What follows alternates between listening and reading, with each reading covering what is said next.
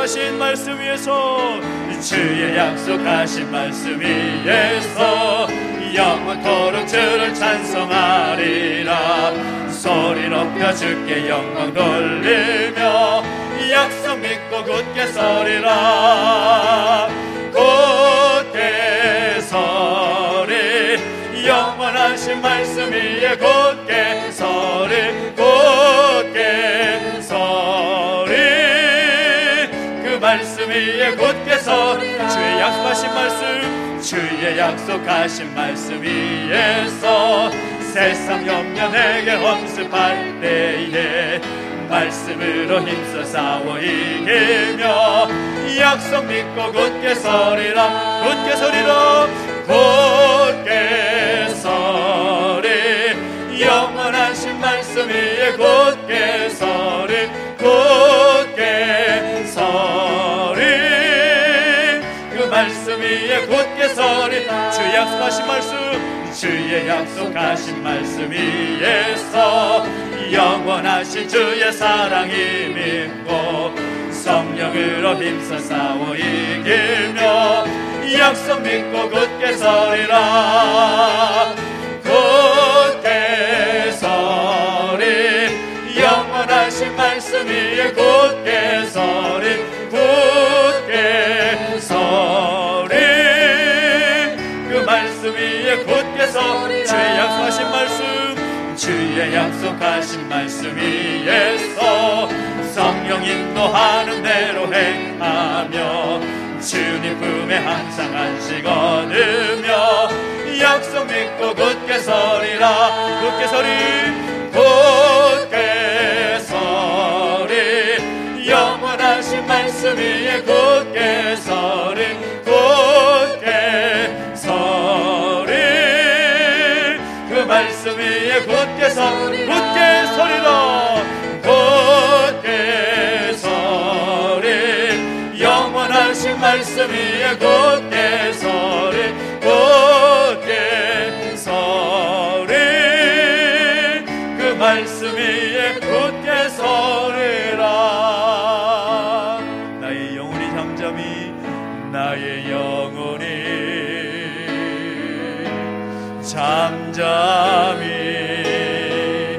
하나님만 바라며 나의 구원이 그에게서, 나의 구원이 그에게서 나는도다. 나의 영혼아 잠잠히, 나의 영혼아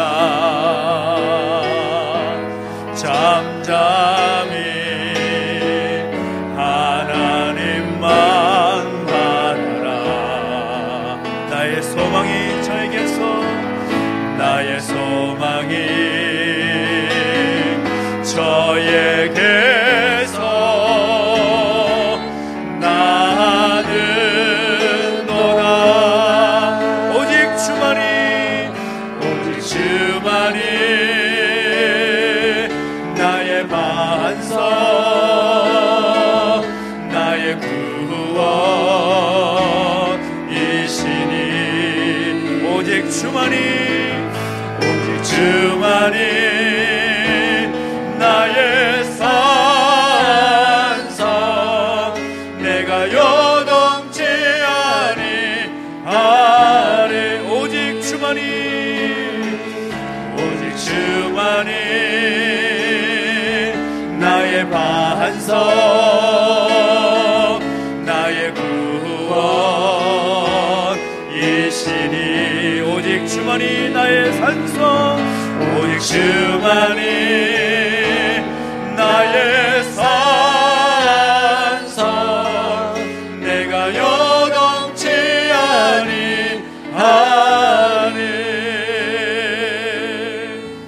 이 자리에 기도하며 나가실 때 하나님 아버지, 그렇습니다. 우리 하나님께서 우리의 반석이시고 우리의 구원이시기에 우리 요동치 아니하겠습니다. 하나님, 우리가 흔들리지 않겠습니다. 오직 하나님을 인하여 담대히 믿음의 발걸음을 걸어가겠습니다. 함께 결단하면서 기도하기를 원합니다. 그리고 우리 모든 죄악감을 고백하면서 하나님, 우리를 용서해 주시되 우리 하나님을 예배함에 부족함이 없도록 인도하여 주시라고 소망하면서 우리 자신을 주 앞에 올려드리며 우리 교회를 또 예배를 주 앞에 올려드리며 기도하며 나가시겠습니다. 함께 기도하겠습니다. 하나님 아버지 주님을 찬양합니다. 우리 가운데 함께 하시고 인도하여 주셔서 하나님 바라보며 엎드려 나아갈수록 인도하시니 감사를 드립니다. 살아계신 하나님 아버지 동행하시고 기름 부어주실 때에 그 신실하신 하나님의 은혜가 우리 가운데 충만할 수 있도록 인도하주시고 함께하여 주옵소서. 하나님 아버지 하나님을 위하여 담대히 걸어가겠습니다. 하나님 때문에 요동치 않겠습니다. 하나님 우리의 반석이시고 원하신 하나님을 찬양합니다. 오늘 예배가 바로 그 하나님을 고백하며 나아갈 수 있는 그 하나님께 우리 가운데 함께 하시고 우리 인하여 기뻐하며 예배할 수 있는 이 자리를 쓰임내 주시고 함께하여 주옵소서. 우리 모든 죄악을 고백하며 나아갑니다. 주님 용서하시고 붙들어 주시사 신실하신 하나님의 은혜가 우리 가운데 충만할 수 있게 인도해주시고 함께하여 주옵소서. 그렇게 행하신 주님을 찬양하며 역사하시고 함께해 주십시오.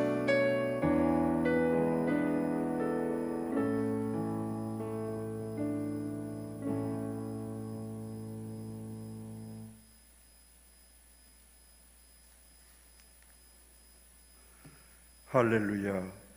주 야훼 하나님을 향한 우리의 기도 제목은 언제나 영광과 존귀 그리고 감사와 찬양입니다.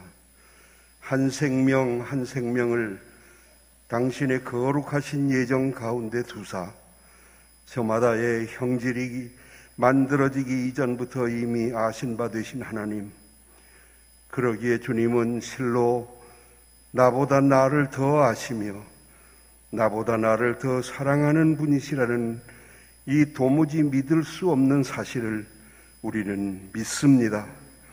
그 사랑은 마침내 십자가의 죽으심으로 확증되었기에 주님은 온전히 내 생명의 주가 되심을 믿습니다.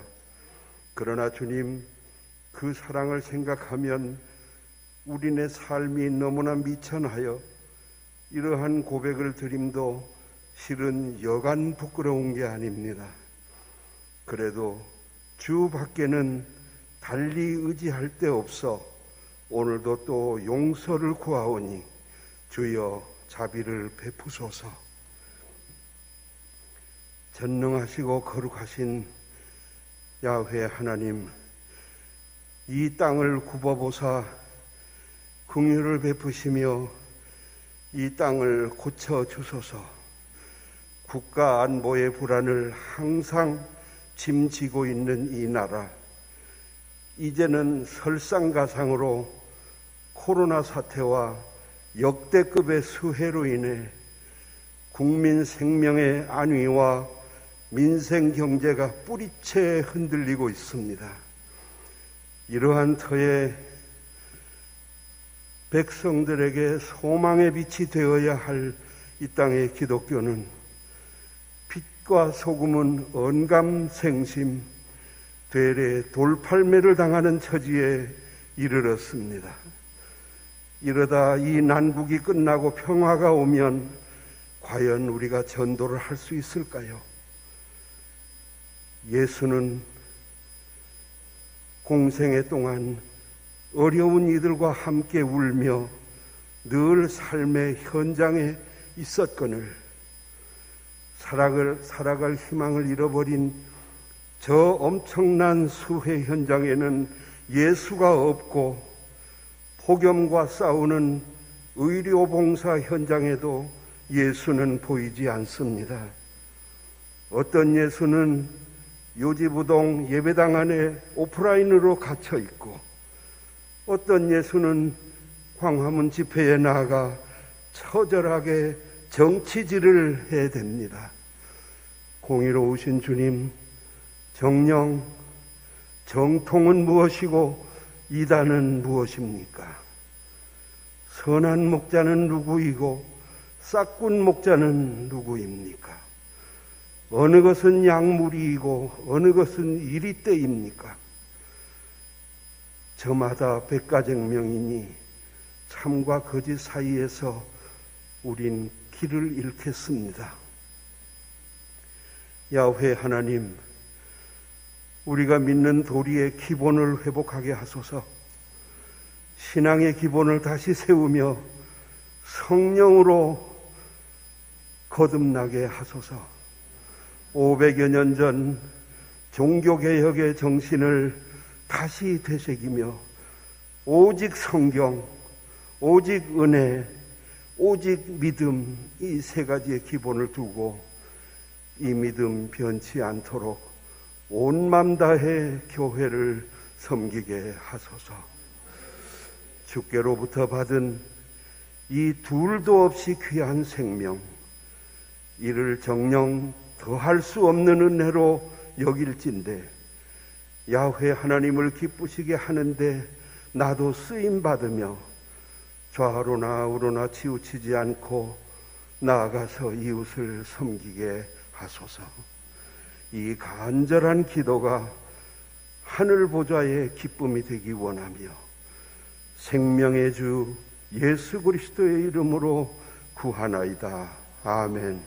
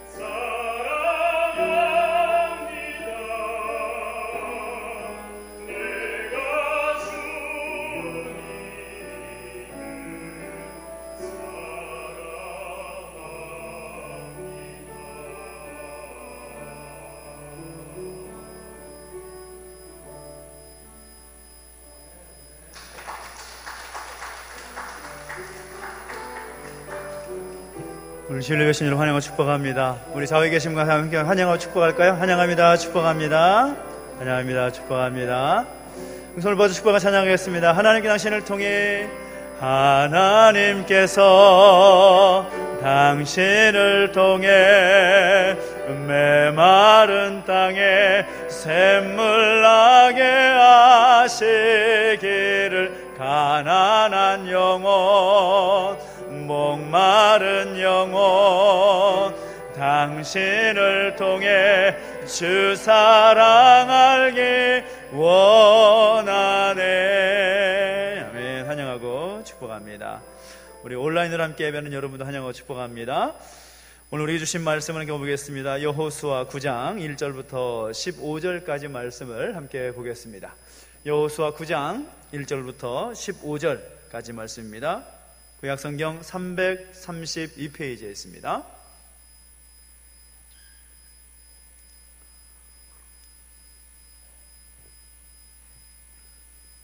여호수아 9장 1절부터 15절까지 말씀을 우리 한 절씩 함께 교독하겠습니다. 이 일 후에 요단 서쪽 산지와 평지와 레바논 앞 대해 연안에 있는 헷사람과 아모리 사람과 가나안 사람과 브리스 사람과 히윗 사람과 여부스 사람의 모든 왕들이 이 일을 듣고 모여서 일심으로 여호수아와 이스라엘에 맞서서 싸우려 하더라. 기브온 주민들이 여호수아가 여리고와 아이에 행한 일을 듣고 꾀를 내어 자신의 모양을 꾸미되 헤어진 전대와 헤어지고 찢어져서 기운 가죽 포도주 부대를 나귀에 싣고 그 발에는 낡아서 기운 신을 신고 낡은 옷을 입고 다 마르고 곰팡이가 난 떡을 준비하고 그들이 길갈 진영으로 가서 여호수아에게 이르러 그와 이스라엘 사람들에게 이르되 우리는 먼 나라에서 왔나이다. 이제 우리와 조약을 맺읍시다 하니 이스라엘 사람들이 히윗 사람에게 이르되 너희가 우리 가운데 거주하는 듯하니 우리가 어떻게 너희와 조약을 맺을 수 있으랴 하나 그들이 여호수아에게 이르되 우리는 당신의 종들이니이다 하매 여호수아가 그들에게 묻되 너희는 누구며 어디서 왔느냐 하니 그들이 여호수아에게 대답하되 종들은 당신의 하나님 여호와의 이름으로 말미암아 심히 먼 나라에서 왔사오니 이는 우리가 그의 소문과 그가 애굽에서 행하신 모든 일을 들으며 요단 동쪽에 있는 아모리 사람의 두 왕들 곧 헤스본 왕 시온과 아스다롯에 있는 바산 왕 옥에게 행하신 모든 일을 들었음이니이다. 그러므로 우리 장로들과 우리 나라의 모든 주민이 우리에게 말하여 이르되 너희는 여행할 양식을 손에 가지고 가서 그들을 만나서 그들에게 이르기를 우리는 당신들의 종들이니 이제 우리와 조약을 맺읍시다 하라 하였나이다. 우리의 이 떡은 우리가 당신들에게로 오려고 떠나던 날에 우리들의 집에서 아직도 뜨거운 것을 양식으로 가지고 왔으나 보소서 이제는 말랐고 곰팡이가 났으며 또 우리가 포도주를 담은 이 가죽 부대도 새 것이었으나 찢어지게 되었으며 우리의 이 옷과 신도 여행이 매우 길었으므로 낡아졌나이다 한지라.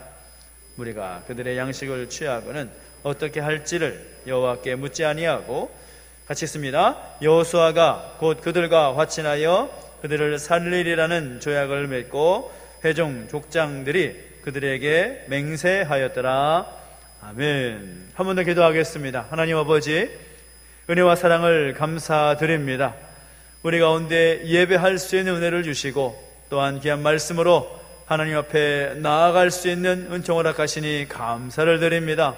말씀을 따라서 결단하며 살게 해주시고 말씀을 우리의 삶 속에서 살아낼 수 있는 그 은혜와 능력이 우리 가운데 있게 하여 주시옵소서. 감사를 드리며 예수님의 이름으로 기도하옵나이다. 아멘. 할렐루야. 아멘. 우리 하나님의 은혜가 여러분과 함께 하기를 예수 이름으로 축복합니다. 아멘. 1986년 지금 한 35년 전쯤에 미국에서 있었던 실제의 일입니다. 미국의 애리조나주에 살고 있었던 한 보석 상인이 있었는데 어느 날 그 상인이 우연히 수석 전시회에 가게 됐습니다. 이 보석 상인이다 보니까 수석 전시회에 가보면 뭔가 좀 특별한 것이 있을까 하는 어떤 기대감과 생각으로 전시회에 갔던 것이죠. 그런데 그 전시회에 갔다가 때마침 이 15달러짜리 가격표가 매겨진 돌멩이를 보고서 깜짝 놀랄 수밖에 없었습니다. 그 돌은 그냥 일반 돌이 아니라 이 사파이어 원석이었기 때문인 거죠. 그래서 그 돌을 파는 주인에게 묻습니다. 이거 정말 15달러입니까? 그랬더니 그 주인은 그 사람이 15달러입니까? 라고 물으니까 비싸다는 말인 줄 알고 아니 10달러에 가져가세요. 그래서 5달러를 더 깎아준 거죠. 우리나라 돈으로 한 10,000원 정도 되는 그 돈의 가치에 그 돌을 팔아버린 겁니다. 그래서 이 보석 상인은 두말 없이 옳다 틀리다 말하지도 않고 10달러에 그 돌을 사가지고 와서 그 사파이어 원석을 가공해서 목걸이를 만들고 또 팔찌를 만들고 반지를 만들고 많은 그런 보석으로 된 상품을 만들어서 팔았습니다.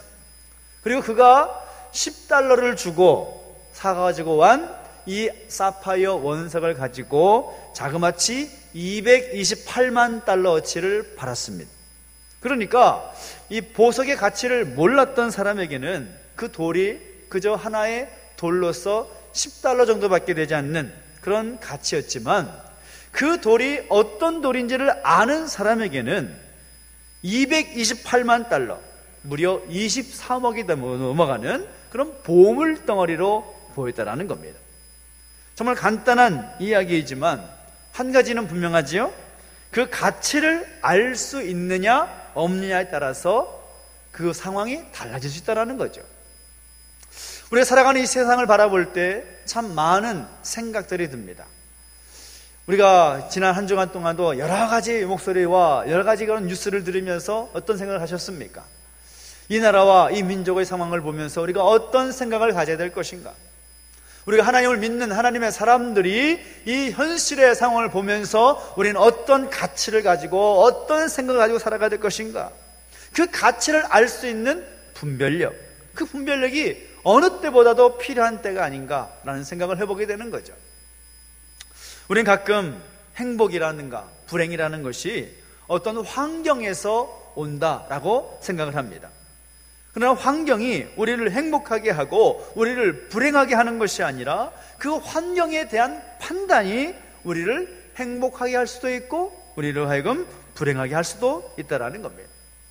우리는 사람이나 혹은 내가 처한 그 환경이 우리에게 행복이나 불행을 줄 수 있다라고 생각을 하지만 물론 그것은 그럴 수도 있습니다. 그러나 그것은 아주 작은 부분이라는 거죠. 사람이나 환경에 대해서 우리가 어떤 생각을 가지고 어떤 판단을 하느냐, 곧 분별력이라는 것이 우리 가운데 있을 때 그것이 우리를 하여금 행복하게 하고 불행하게 할 수도 있다는 것을 알 필요가 있다는 겁니다. 사전을 보면 이 분별력이라는 말에 대해서 두 가지의 의미로 설명을 합니다. 하나는 서로 다른 일이나 어떤 사물을 구별하여서 가르는 능력, 예를 들면 처음 얘기했던 그 보석에 대한 그런 어떤 가치, 그것을 알아볼 수 있는 것들을 분별력이라고 말할 수도 있고, 두 번째는 어떤 의미인가 하면 세상의 물정대에서, 세상 물정에 대해서 옳고 그른 것을 판단하는 능력을 분별력이다. 사전은 그렇게 소개합니다. 어떤 물건이나 어떤 일에 대해서 판단하는 것도 분별력이라고 말할 수가 있고, 이 세상에 돌아가는 일들을 바라보면서 이것이 옳은가 그른가를 판단하는 것도 분별력이다, 이렇게 말할 수 있다는 거죠. 오늘 본문의 이야기도 바로 그런 이야기입니다. 오늘 본문의 9장 말씀을 함께 읽었지만 직전의 말씀인 8장 후반절 말씀을 보면 여호수아를 중심으로 이스라엘 백성들이 하나님께서 그들에게 주시겠다 약속하신 그 가나안 땅에서 정착하기 위해 수많은 전쟁을 치르는 그런 상황을 여호수아서에서 통해서 우리가 보게 됩니다.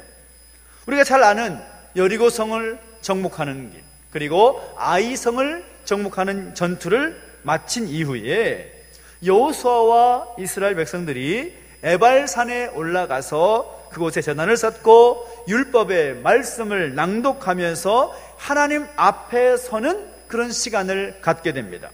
그러니까 지금 어떤 상황인가 하면 하나님께서 그들에게 주시겠다고 하셨던 그 가나안 땅을 정복하기 위한 전쟁 중에 이제 기껏 2번의 전쟁을 치른 후에 앞으로 그들이 싸워야 될 적들이 아직도 많이 산적해 있는 상황 속에서 그 모든 상황을 다 뒤로 하고 하나님 앞에 서는 시간을 보낸다라는 그런 상황이라는 거죠.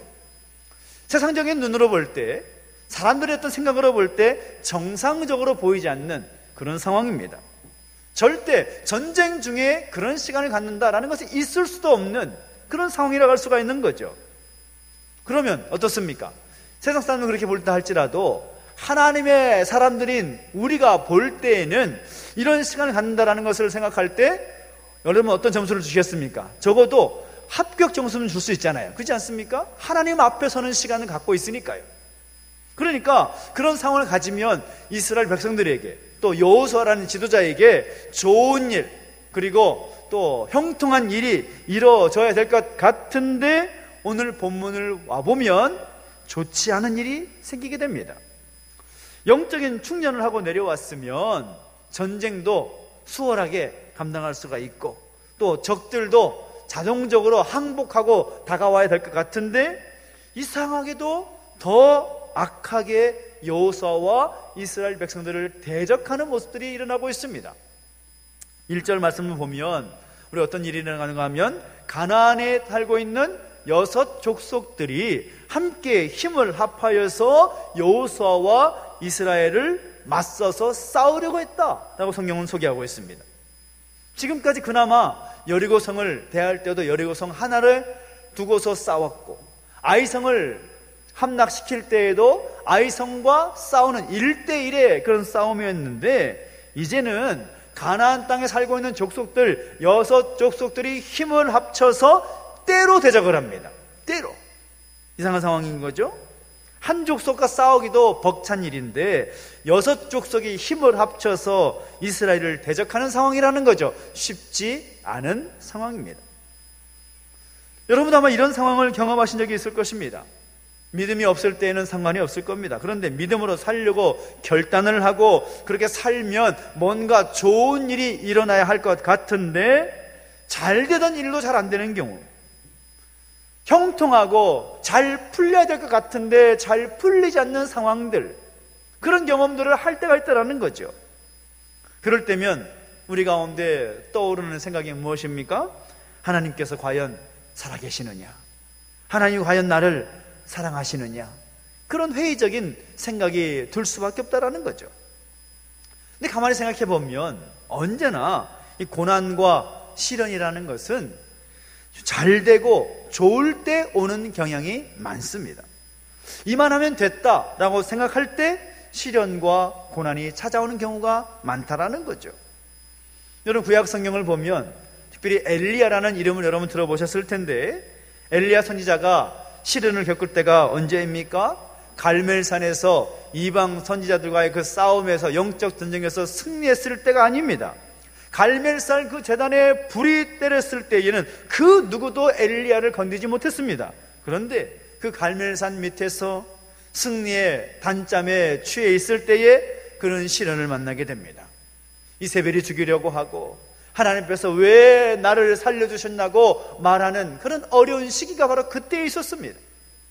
다윗의 시련은 언제 있었습니까? 20여 년 동안에 사울에게 쫓길 때에는 그렇게 큰 시련이 없었습니다. 물론 생명의 위협은 있었지만 시련이라고 볼 수가 없었습니다. 그러나 사울도 죽고 전쟁도 그치고 그가 왕위에 오르게 돼서 태평성대를 이루게 되었을 때 예루살렘 왕궁에서 늦게 일어나서 아무 생각 없이 옥상을 거두를 때 그 시련이 다가오는 겁니다. 그래서 우리는 항상 긴장할 필요가 있다는 거죠. 언제 어떻게 우리의 삶 가운데 고난이 다가오고 또 시련이 다가올 수 있기 때문에 긴장하면서 좀 더 조심할 필요가 있다는 거죠. 중요한 사실은 무엇인가 하면 우리가 이 땅에 사는 동안에 고난과 시련이 우리에게 면제되지 않습니다. 항상 고난과 시련은 우리에게 다가올 수 있다라는 것을 우리가 기억할 필요가 있다는 거죠. 여호수아와 이스라엘 백성들도 마찬가지였습니다. 하나님 앞에 서서 경건의 시간을 갖고 하나님께 뜻을 묻고 말씀을 읽고 낭독하는 과정 가운데 그 하나님께 앞에서 경건의 생활을 보냈다면 잘 풀리고 좋은 일이 일어날 것 같은데 그런 상황이 아니라는 거죠. 그런데 그런 상황에서 여호수아에게, 이스라엘 백성들에게 예상 밖의 일이 벌어지게 됩니다. 그것은 무엇인가 하면 가나안 족속 중에 하나였던 기브온 주민이 갑자기 항복해 온 것입니다. 여호수아에게 있어서 얼마나 다행스러운 일입니까? 가나안의 6 족속들이 힘을 합쳐서 여호수아와 이스라엘에 맞서서 싸우기 위해서 준비하고 있다는 얘기를 들었는데, 그때의 한 줄기 소문과 같이 좋은 소식을 들렸던 기브온 주민들이 그들에게 항복하면서 나왔다라는 거죠. 얼마나 다행스러운 일입니까? 그래서 여호수아는 그들에게 묻습니다. 너희들은 어디에서 왔으며 너희들은 누구냐? 라고 물었더니 그들이 자신들에 대해서 소개합니다. 우리가 비록 오랫동안 여기 살아왔던 가나안 족속이지만 당신들의 소문을 들었다. 당신이 어떻게 애굽에서 나왔고 어떻게 광야 40년 동안 지냈으며 어떻게 승리했는가 우리가 다 듣고 놀랬다. 그래서 우리가 당신들에게 항복하기로 하고 멀리서 왔다. 보라, 우리를 봐라. 의복이 헤어지고 우리의 가진 음식들이 곰팡이 나지 않았느냐? 다 포도주 전대가 헤어지지 않았느냐? 라고 말하니까 여호수아와 백성들이 결론을 냈는데, 어떻게 결론 냈는가 하면 14절 15절 말씀처럼 결론 내립니다. 같이 한번 읽어볼까요? 시작. 무리가 그들의 양식을 취하고는 어떻게 할지를 여호와께 묻지 아니하고 여호수아가 곧 그들과 화친하여 그들을 살리리라는 조약을 맺고 회중 족장들이 그들에게 맹세하였더라. 아멘. 이렇게 말하고 있습니다. 지금 기브온 족속들의 항복은 거짓 항복이었습니다. 이후에 말씀을 우리가 함께 읽어보면 알 수가 있지만 그들은 이스라엘의 칼날을 피하기 위해서 거짓으로 자작극을 꾸몄던 것이죠. 문제는 이스라엘의 분별력이었습니다. 이들은 항복해온 기브온 족속의 이야기만 듣고 깊이 생각하거나 기도해보지도 않고 그들을 그냥 받아들인 것입니다. 물론 이렇게 속을 수밖에 없었던 여러 가지 요인이 있었죠. 첫째는 무엇보다 그들의 겉모습을 보니까 그렇게 보였기 때문이라는 거죠. 그들의 행색이 아주 초라해 보였고 마치 그들이 말한 것처럼 멀리서 온 것처럼 보였기 때문입니다. 거기다가 그들이 하는 말도 아주 그럴싸해 보이는 그런 말을 합니다. 그들은 하나님의 이름을 팔지요. 그들이 당신의 하나님 여호와라는 말만 하지 않았어도 믿지 않았을 것입니다. 그런데 하나님의 이름만이 아니라 하나님께서 그들 가운데 행하신 일들을까지 말하고 있습니다. 우리가 그의 소문과 그의 애굽에서 행하신 모든 일을 우리가 들었다라고 말하고 있습니다. 그러니까 이미 그들이 행한 모든 일들을 다 듣고 알고 있는 것을 말하니까 믿지 않을 수가 없었던 것이죠. 거기다가 마지막으로 양식까지 선물로 가져옵니다. 빈손으로 오지 않았다라는 거죠. 지금 여호수아는 가나안 땅을 정복하기 위한 전쟁 중에 있습니다. 이스라엘 백성들이 군대가 먹을 양식이 필요했겠지요. 그래서 기브온 족속들이 양식을 가져왔을 때에 무슨 생각을 했겠습니까? 이야, 이거 정말 하나님의 뜻이구나. 이 가나안 땅을 정복해야 되는데 하나님께서 이 기브온 족속을 보내셔서 항복을 받아내게 하시고 이렇게 우리에게 필요한 양식을 준비하시게 하셨구나. 덥석 받아버린 것입니다. 결과적으로 어떻게 되었습니까? 여호수아와 이스라엘 백성들에게 있어서 이 기브온 백성들이 두고두고 화근이 되고 맙니다. 적을 지금 안방에 들여드린 그런 꼴이 된 것입니다. 상황을 분별할 수 있는 안목이 없으니까 정복해야 할 대적을 의심 없이 받아들임으로 말미암아 적과의 동침이 시작되는 그런 일이 벌어지게 되는 겁니다. 그들에게 필요한 것은 다른 것이 아니었습니다. 왜 이 상황이 벌어졌을까? 하나님께서 이 상황을 우리에게 허락하신 이유가 뭘까? 그 분별력을 가질 필요가 있었다는 거죠. 세상 물정에 대해서 옳고 그름을 판단하는 능력이 분별력이라고 말씀을 드렸는데 그들에게는 그러한 분별력이 없었다는 겁니다. 우리가 살아가는 상황 속에서 오늘 우리에게도 동일하게 이 분별력은 필요합니다. 이 세상을 바라볼 때 하나님께서 어찌하여 이런 어려움의 시간들을 허락하셨는지, 교회가 왜 이런 어려운 시간들을 보내게 되는지 항상 묻고 하나님의 뜻을 생각하는 그 분별력이 우리 가운데 필요한 때라는 겁니다. 그런데 그 분별력에 있어서 필요한 가장 기본적인 것은 무엇인가 하면 이 세상 현실에 대한 인식이 분명해야 된다는 거죠. 우리가 살아가는 이 시대 가운데 어떻습니까? 선한 일들이 많습니까? 악한 일들이 많습니까? 안타깝지만 악한 일들이 훨씬 많은, 악의 세력들이 득세한 시대를 우리가 살아가고 있습니다. 이런 시대 속에서 오늘 우리가 어떤 마음을 가져야 되느냐? 사도 바울은 로마서 12장 2절에서 분명히 말씀하는데, 너희는 이 세대를 본받지 말고 오직 마음을 새롭게 함으로 변화를 받아 하나님의 선하시고 기뻐하시고 온전하신 뜻이 무엇인지 분별하도록 하라 라고 말씀하고 있습니다. 세상 사람들이 가지고 수 있는 그런 분별력만이 아니라 오늘 우리가 하나님의 백성으로서 세상을 바라보며 하나님의 뜻이 무엇인지, 하나님의 선하시고 기뻐하시고 온전하신 뜻이 무엇인지를 분별할 수 있는 그 능력이 우리 가운데 있어야 된다는 사실인 거죠.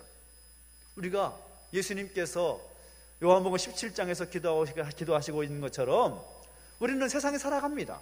세상 속에서 하나님의 사람으로 살아갑니다. 그런데 이 세상에 살면서 세상에 동화되는 것이 아니라, 세상 속에서 세상을 본받는 것이 아니라 그 안에서 하나님의 선하시고 기뻐하시고 온전하신 뜻이 무엇인지를 분별할 수 있는 능력, 그 분별력이 우리 가운데 있어야 될 때라는 것이죠. 그 분별력이 없으면 하나님의 뜻을 알 수가 없습니다. 하나님의 생각을 알 수가 없습니다. 이 세상 속에서 우리가 어떻게 살아야 될지 그 기준을 찾을 수가 없다는 거죠. 그래서 이 분별력이라는 것은 성령께서 우리에게 주시는 선물과도 같은 것입니다. 그것이 옳은지 그른지의 판단은 내가 하는 것이 아니라 성령께서 하시는 겁니다. 그 영적 분별력은 성령의 은사이고, 그리고 우리가 그 성령의 은사로서 이 영적 분별력을 사모할 필요가 있다는 거죠. 이 어둠의 세상 가운데서 우리가 어떤 마음과 어떤 기준과 어떤 생각을 가지고 살아가야 될지에 대한 영적 분별력, 저는 이 영적 분별력이 우리 모두 가운데 있게 되기를 예수 이름으로 축복합니다. 그런데 그러려면 우리가 어떻게 해야 이 영적 분별력을 소유할 수가 있겠는가? 세 가지를 여러분 도전하고 싶습니다. 그 첫째는 하나님 앞에 엎드려야 된다는 것입니다. 하나님 앞에 엎드려야 된다. 14절을 보면 이스라엘 백성들, 여호수아와 이스라엘 백성들의 실수를 말합니다. 무리가 그들의 양식을 취하고는 어떻게 할지를 여호와께 묻지 아니하고 라고 말씀하고 있습니다. 여호와 하나님께 묻지 않았다라는 말은 쉽게 말하면 기도하지 않았다라는 것입니다. 기도하지 않았기 때문에 그들에게 분별력이 없었다라는 거죠. 여러분 따라합시다. 분별력은 기도에서 온다. 그렇습니다. 분별력이라는 것은 다른 것에서 오는 것이 아니라 하나님 앞에 엎드릴 때 오는 것이다라는 거죠. 여호수아 이스라엘 백성들이 왜 기도하지 않았겠습니까? 그들이 여리고성을 함락시킬 때에도 하나님 앞에 기도하며 제단을 쌓았습니다. 그리고 하나님의 음성을 듣고 어떻게 할지에 대한 코치를 받았습니다. 아이성을 정복할 때도 마찬가지였습니다. 비록 그들이 그들의 생각과 그들의 판단으로 한번 실수를 했지만 그 이후에 하나님께 구하며 하나님께서 주신 방법을 따라 그 성을 정복하게 되었습니다. 그런데 이 기브온 거민을 받아들일 때에는 기도하지 않았습니다. 하나님께 묻지 않았습니다. 그러자 실수하고 속을 수밖에 없었다라는 거죠. 그런데 기도할 때에도 우리가 기도를 잘할 필요가 있습니다. 이런 이야기를 한번 예를 들어 본다면, 어떤 환자가 병원에 가서 의사에게 말합니다. 선생님, 여기가 아프고 저기가 아프고 여기 저것이 다 아픕니다. 두통도 있고 소화도 안 되고 또 운동을 좋아하다 보니까 팔도 아파서 밤에 잠도 못 자요. 자기가 불편한 것을 다 말하고 나서 갑자기 시계를 보더니 시간이 이렇게 됐네요. 점심 약속이 있어서 가봐야겠어요. 안녕히 계세요 하고 나가버린다면, 자, 이 환자의 모습이 정상적입니까? 비정상적입니까? 비정상이죠. 비정상이죠.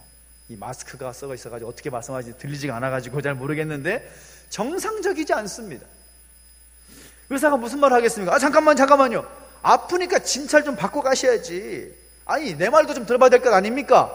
그렇게 말하지 않겠습니까, 의사가? 어쩌면 참 우스운 이야기지만 우리가 기도할 때에도 이런 비슷한 실수를 범할 때가 참 많이 있습니다. 하나님 앞에 열심히 기도하긴 하는데 내가 할 말 다 하고 나서 그냥 가버립니다. 하나님께서 하시고 싶은 말씀 분명히 있음에도 하나님께서 뭐라고 말씀하시고자 하면 그새를 못 참고 서둘러 자리를 떠나버리는 모습들, 그래놓고는 안 들어주신다고, 그래놓고는 응답되지 않는다고 할 때가 참 많이 있다라는 거죠. 성경을 보면 하나님께서 기도할 때 응답하시는 역사를 얼마든지 찾을 수가 있습니다. 초대교회에 아나니아와 삽비라라는 부부가 있었습니다. 그 부부가 하나님 앞에 좋은 마음을 가지고 재산을 정리하지만 하나님의 마음을 속이고 절반만 자신의 재산을 감추는 일이 있었을 때에 베드로가 그 사실을 알게 되지요. 베드로가 어떻게 알았을까요? 베드로가 투시의 능력이 있어서 그 마음을 깨트릴 수 있는 능력이 있어서 알았겠습니까? 아니죠. 하나님 앞에서 엎드리고 기도할 때 그 아나니아와 삽비라의 그 행동을 알고 있었던 것입니다. 아무도 몰랐지만 베드로는 알 수가 있었습니다. 예루살렘 성을 재건하기 위해서 느헤미야가 이 페르시아 제국의 직분을 내려놓고 예루살렘에 돌아오지 않습니까? 성벽을 건축하던 중에 온 백성이 함께 힘을 합쳐서 예루살렘 성벽을 52일 동안 완공을 하게 되는데 그 완공하는 역사를 좋은 마음으로 보는 것이 아니라 나쁜 마음으로 봤던 사람들이 있었습니다. 산발랏과 도비야와 게셈과 같은 사람들. 그래서 그들이 오노 평지에서 함께 만나자 그렇게 전가를 보냅니다. 그런데 느헤미야가 하나님 앞에 엎드려 기도해 보니까 그것은 자기를 죽이려는 계략이라는 것을 알게 되지요. 그래서 나가지 않습니다. 기도할 때 길이 보이는 것입니다. 기도할 때 분별력이 생기는 것입니다. 우리 믿음의 삶 가운데 기도하지 않아도 될 문제는 아무것도 없습니다. 바꿔 말하면 우리의 모든 상황에서 우리는 먼저 기도해야 된다는 것입니다. 기도하면서 하나님의 뜻을 찾아야 된다는 거죠. 우리에 다가오는 모든 시험은 크건 작건 기도가 필요한 것입니다. 그래서 기도를 통하여 영적 분별력을 우리가 얻을 필요가 있다는 겁니다. 기도하면 하나님께 사인을 주시는 거죠.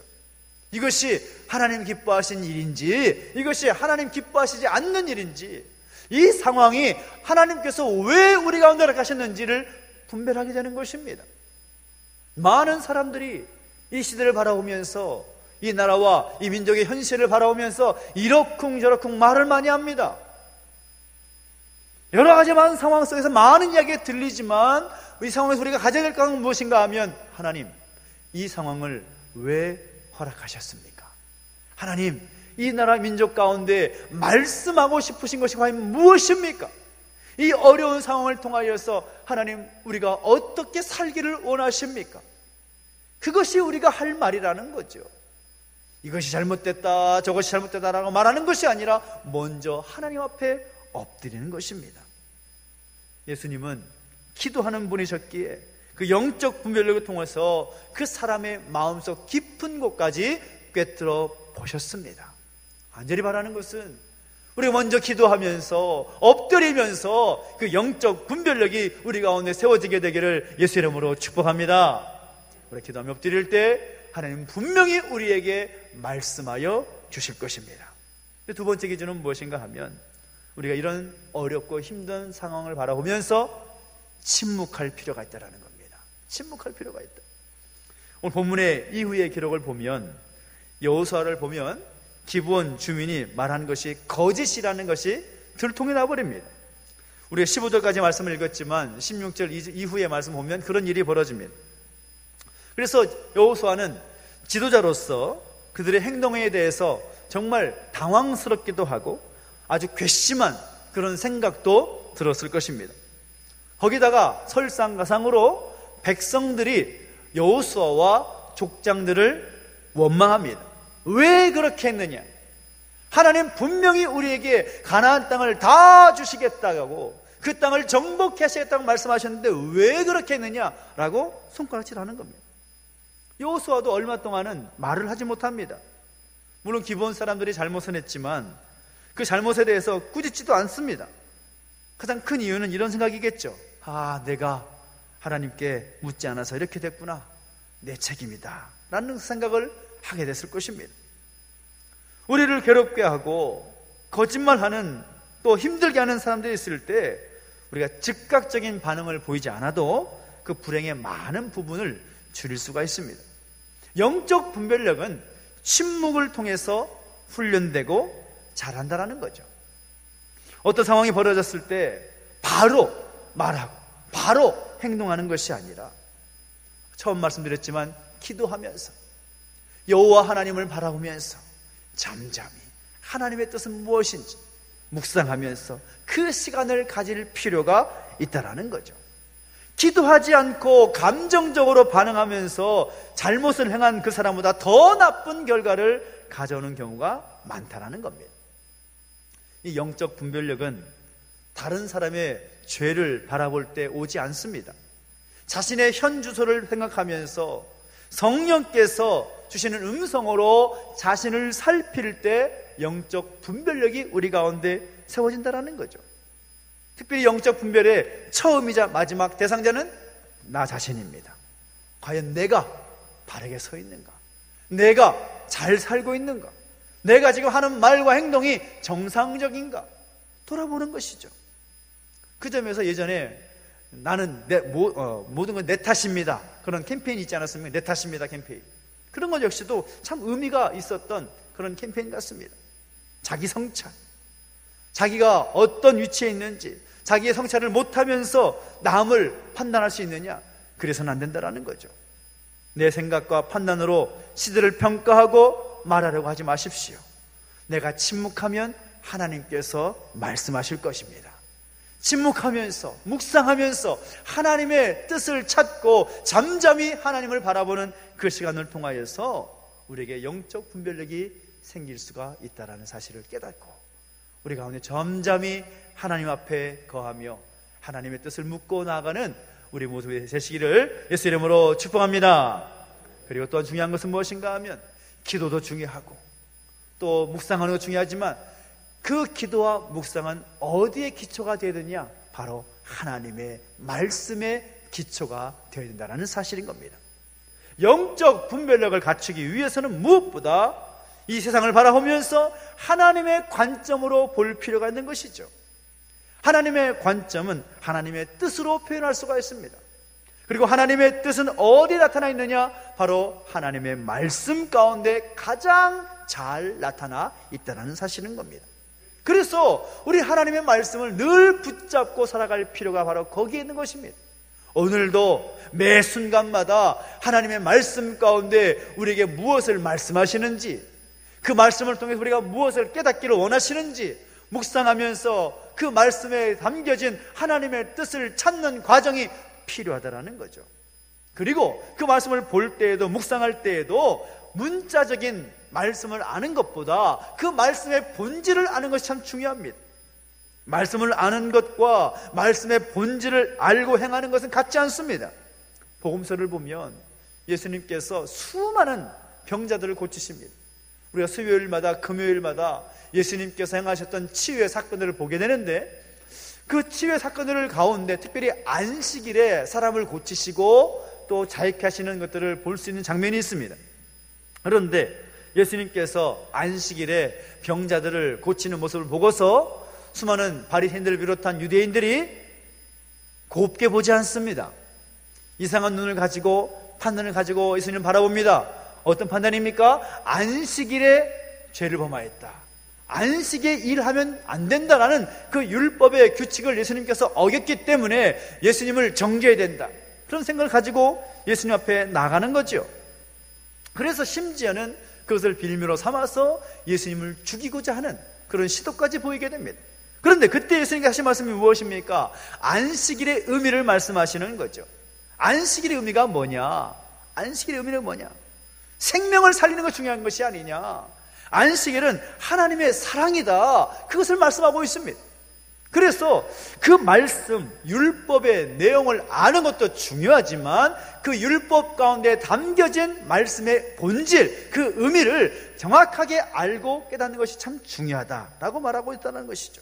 그래서 그 말씀의 본질을 깨달아야 되는데 그 말씀의 본질을 어떻게 할 수가 있느냐? 다른 건 없습니다. 말씀을 읽고 말씀을 묵상하며 깊이 말씀 가운데 거할 때 깨닫게 되는 것입니다. 그래서 오늘 우리가 영적 분별력을 갖기 위해서 가장 필요한 것은 날마다 말씀을 읽고 날마다 묵상하는 그 훈련이 우리 가운데 될 필요가 있다는 것입니다. 여러분 얼마나 말씀을 가까이 하십니까? 이 어려운 시대 가운데서 정말 여러분 말씀이 잘 읽혀지지도 않는 그런 상황이실 테지만 그럼에도 불구하고 오늘 우리의 손에서 하나님의 말씀을 놓아서는 안 되는 것입니다. 간절히 바라는 것은 그 말씀을 읽고 묵상하면서 그 말씀에 담겨진 하나님의 뜻과 하나님의 그 마음을 깨닫고 그 영적 분별력이 우리 안에 생길 수 있게 되기를 예수 이름으로 축복합니다. 하나님께서 우리에게 주실 그 영적 분별력의 은혜는 우리가 평생 누릴 하나님의 은혜입니다. 세상에 악한 모습이 있다고 해서 우리가 망하지 않습니다. 우리에게 분별력이 없기에, 그 악에 대한 분별력이 없기에 우리가 망할 수 있는 겁니다. 우리를 속이고 괴롭히는 사람들 때문에 우리가 시험에 들지 않습니다. 분별력이 없어서 시험에 드는 것입니다. 성경을 보면 마지막 때에 나타나는 현상들에 대해서 우리에게 분명히 말하고 있지 않습니까? 거짓 그리스도, 거짓 선지자, 우리로 하여금 미혹하게 하는 사람들이 많이 등장할 것이다. 성경 우리에게 예언하고 있습니다. 어떤 것이 진짜인지 어떤 것이 가짜인지 분별하기 힘든 그런 시대가 될 것이다 라고 말씀하고 있습니다. 말세가 되면 늑대처럼 먹고 잔 이리처럼 거짓말하는 사람들이 많이 있지만 그 거짓말에 속아서 넘어간 사람들이 많이 있을 것입니다. 그렇기 때문에 더욱 영적 분별력은 우리에게 필요한 것이죠. 그러기에 이럴 때일수록 더욱더 하나님 앞에 엎드려 기도하는 우리의 모습이 되기를 예수 이름으로 축복합니다. 공동 제목을 가지고 또 기도 성벽 쌓기 캠페인을 하고 있지만 나라와 민족을 위해서, 교회와 성도들을 위해서 먼저 기도하십시오. 먼저 기도하십시오. 이러쿵저러쿵 말하기보다 먼저 기도하십시오. 그리고 나서 조용히 하나님의 뜻이 무엇인지를 묵상하며 침묵하십시오. 침묵하면서 하나님의 뜻을 물으십시오. 하나님, 이 시대를 바라보면서 하나님 무엇을 원하십니까? 하나님의 뜻이 무엇입니까? 알게 해주십시오. 그리고 혼란하고 복잡한 상황 속에서 그 하나님의 말씀을 읽고 묵상하면서 하나님의 뜻을 찾고 하나님의 마음을 깨닫고 그 마음 붙잡고 살아갈 수 있는 그런 모습으로 세워지게 되기를 예수 이름으로 축복합니다. 그런 분별력이 있을 때 우리는 살아갈 수 있는 겁니다. 세상이 혼란하고 수많은 목소리가 이제 교회를 향해서도 들려오는 이때이지만 이때가 위기가 아니라 저는 기회라고 믿습니다. 다시 새롭게 세워져야 할 기회. 교회가 교회답게 세워지고 나라가 나라로 세워질 수 있는 그런 기회. 이 기회를 놓치지 않고 우리 안에 영적 분별력이 바르게 세워져서 하나님의 뜻을 붙잡고 하나님이 원하시는 바를 이루어내는 우리 모두가 되시기를 예수님의 이름으로 축원합니다. 기도하겠습니다. 함께 기도하며 나갈 때 우리 함께 찬양하면서 또 하나님의 뜻을 구하고 또 나가겠습니다. 나의 영혼이 잠잠히 하나님만 바라며 또 함께 찬양하면서 기도 자리 가운데 나가십시다.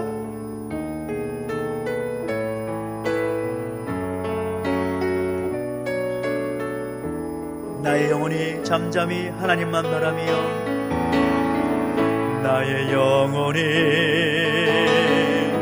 잠잠히 하나님만 바라며 나의 구원이 그에게서 나의 구원이 그에게서 나는도다. 나의 영혼아 잠잠히 나의 영혼아 잠잠히 하나님만 바라라. 하나님만 바라라. 나의 소망이 저에게서, 나의 소망이 저에게서 나는 도다. 오직 주만이 나의 반석이십니다. 오직 주만이 나의 반석, 나의 구원이시니 오직 주만이, 오직 주만이 나의 산소, 내가 요동치 아니하리. 오직 주만이 나의 반석이십니다. 오직 주만이 나의 반석, 나의 구원이시니 오직 주만이 나의 산성이십니다. 오직 주만이 나의 산성, 내가 요동치 아니하리. 우리 기도하며 나갈 때 하나님 우리 가운데 영적 분별력을 허락하여 주시옵소서. 시대를 읽을 수 있는 안목을 허락하여 주시옵소서.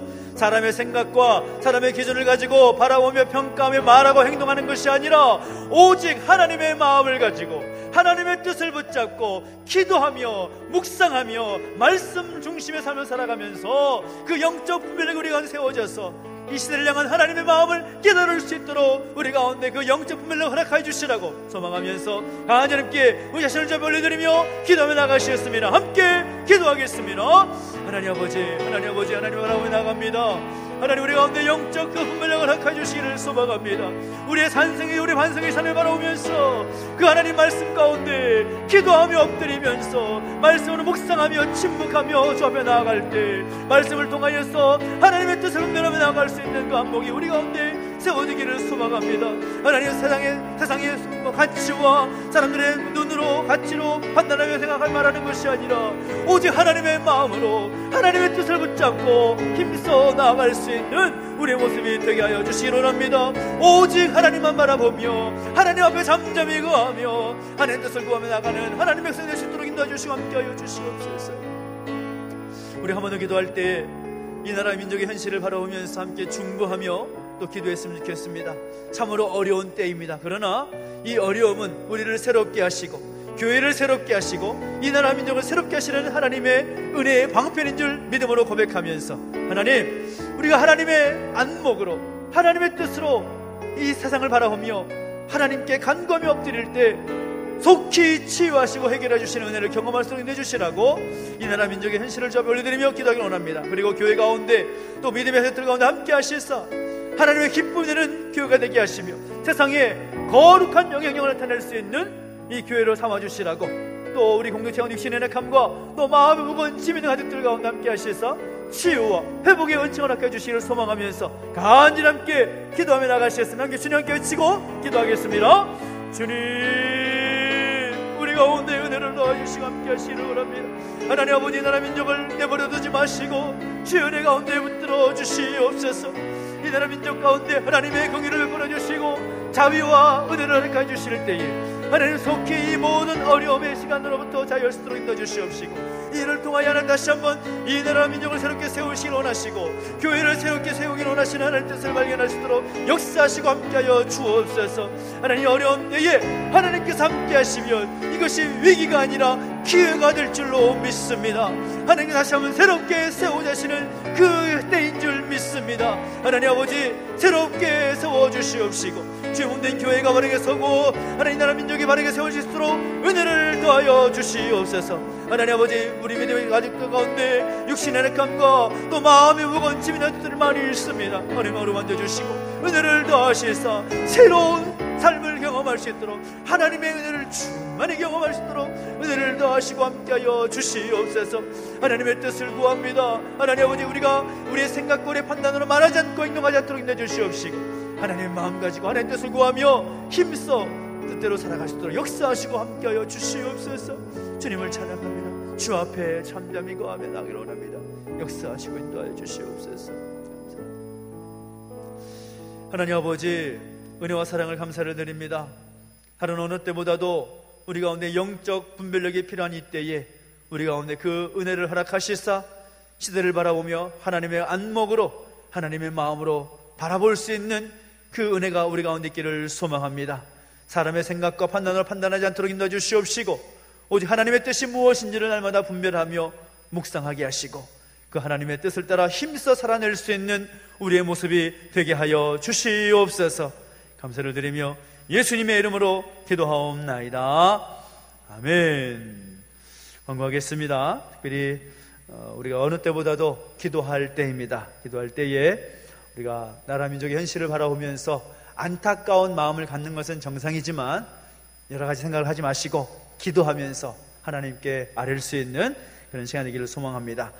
방역당국의 사회적 거리두기 2단계 방침에 따라서 협조하여서 모든 주일 사역과 모든 교회 사역들이 진행되고 있습니다. 참고하시고 다음 주까지는, 적어도 다음 주까지는 식사와 또 오후 찬양 예배는 하지 않고 가정에서 여러분의 가족들과 함께 시간을 가지시면 좋겠습니다. 주중에 새벽 예배와 또 수요일과 금요일 특별 기도회는 계속해서 진행됩니다. 또 새벽 영상은 또 밴드에다 또 올려드리고 있는데, 또 무엇보다 우리의 영성이 땅에 떨어지지 않도록 영성을 잘 세워나가기 위해서 기도하고 말씀으로 온전히 세워질 수 있는 우리 모두 되시기를 소망합니다. 특히 다음 주일은 코로나 상황이긴 하지만 교회 설립 39주년 감사 주일로 지키게 됩니다. 특별히 감사 주일을 준비하면서 코로나 상황이 아니었다면 또 이번 토요일에는 또 교회적으로 대청소를 하게 되고 여러 가지 사역을 준비하고 있었는데, 안타깝게도 대청소도 좀 다음에 미루게 되고 또 탐나 가족들 함께 어울릴 수 있는 그 시간도 미루게 됨을 안타깝게 생각합니다. 대신에 더욱더 교회를 위해서 기도해 주시고 또 나라 민족을 위해서 기도해 주시는 시간이 됐으면 좋겠고 함께 해주시기를 부탁을 드리겠습니다. 특별히 여러분 뒤에 보시면, 뒤에 안내 책상에 보면 서명할 수 있는 것들 준비가 되어 있는데, 사실 이 운동이 굉장히 중요한 것인데 많이 알려지진 않고 있습니다. 제주 학생 인권 조례가 새롭게 개정이 되고 있는 그런 과정 가운데 있는데, 특별히 또 우리 아이들이 학교에서 또 기독교적 가치관을 해할 수 있는, 예를 들면 특정 종교 행사 참여 금지하는 안, 그리고 동성애와 같이 성적 지향을 허용하는 분위기가 될 수 있는 가능성이 많이 열리게 됩니다. 그래서 이것을 우리가 가만히 둘 수가 없다. 그래서 제주도 전체 교회가 함께 동참해서 이 일에 반대한다. 예를 들면 교권 침해라든지 학습권 침해라든지 여러 가지 어떤 교육을 할 수 없는 그런 상황에 대해서 교사들만이 아니라 학생들까지도 피해자가 될 수가 있는 그런 상황이기 때문에 반대한다라는 그런 내용입니다. 그래서 이 일에 또 제주도 전체 교회가 함께 동참하고 있기 때문에 함께 한 마음으로, 가실 때 그냥 가지 마시고 서명에 여러분 동참해 주셔서 함께 우리의 목소리를 낼 수 있는 그런 모습이 되었으면 좋겠고 함께 하시면 좋겠습니다. 우리 다 함께 자리에 서서 드린 예물을 봉헌성에서 하나님께 봉헌하겠습니다.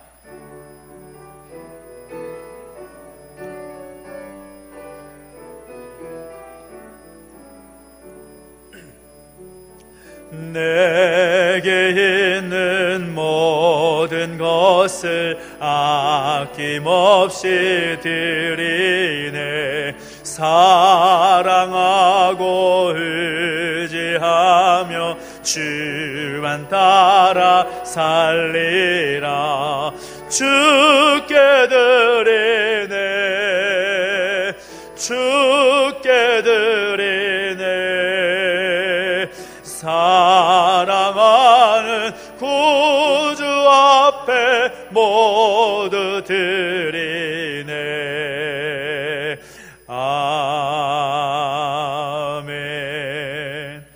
하나님 아버지, 은혜와 사랑을 감사를 드립니다. 우리 하나님께서 함께 하셔서 우리가 은혜를 주시고 예배할 수 있음에 감사를 드립니다. 주신 은혜 감사하여 귀한 예물 구별하여 드렸사오니 이 예물을 통하여 주님 홀로 영광과 찬양을 받아 주시옵시고 우리 가운데 하나님의 뜻을 온전히 이루어 주시옵소서. 드린 성경 가운데 복 주셔서 더 좋은 것, 더 아름다운 것을 드릴 수 있도록 복에 복을 더하여 주시고 그들의 삶의 지경을 확장시켜 주시옵소서.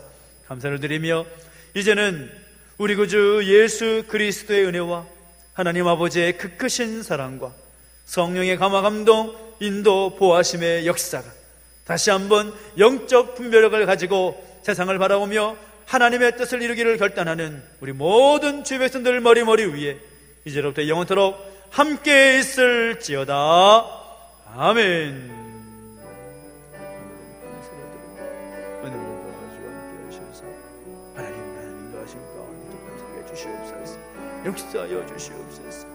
주여 내가 충만케 하시기 바랍니다. 각자의 삶 가운데 은혜를 더하시고 동행하시는 역사가 있게 하여 주시옵소서.